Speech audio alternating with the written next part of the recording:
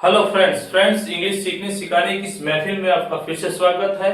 मैं हूं कमलेश शर्मा और आज आप सीखने जा रहे हैं कुछ ऐसे सेंटेंस हैं जिसमें आप बोलते हैं अब मजाक बहुत हो गया, अब बकवास बहुत हो गई, अब बहाने बहुत हो गए, अब झगड़ा बहुत हो गया, अब तो हद हो गई। मतलब कुछ ऐसे सेंटेंसेस जो आप दैनिक जीवन में यानी डेली लाइफ में ऐसे बोलते हैं, किसी चीज की हद हो गई यानी कोई चीज आवश्यकता से ज्यादा हो गई हो, तो उसे हम इंग्लिश में कैसे बोले। जैसे अब गुस्सा बहुत हो गया यानी बहुत गुस्सा हो गया, बहुत बकवास हो गई, बहुत देर हो गई या बहुत रोना हो गया। ऐसे जब आप बोलते हैं तो इसके लिए एक सिंपल सा स्ट्रक्चर आप यूज में लेते हैं, वो स्ट्रक्चर है दैट्स एनफ ऑफ, और उसके बाद हम लिखते हैं वो नाउन वर्ड जिसकी हम बात कर रहे हैं।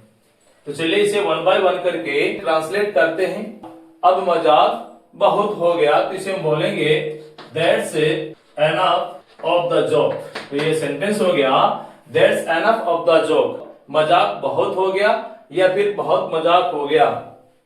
अब बकवास बहुत हो गई तो इसे हम कहेंगे that's enough of the nonsense, that's enough of the nonsense.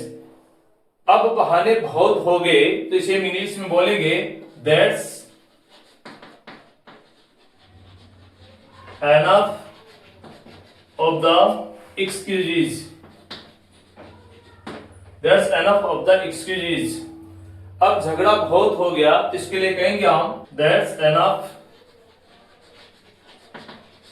Of the fighting. तो सेंटेंस हो गया that's enough of the fighting यानी झगड़ा बहुत हो गया, अब हद हो गई यानी कि इस बात की तो हद ही हो गई, तो उसके लिए हम कहते हैं that's enough of the limit, that's enough of the limit. तो सेंटेंस हो गया that's enough of the limit. अब ड्रामा बहुत हो गया यानी बहुत हो गया तेरा ड्रामा, तो इसके लिए हम बोलते हैं दैट्स एनफ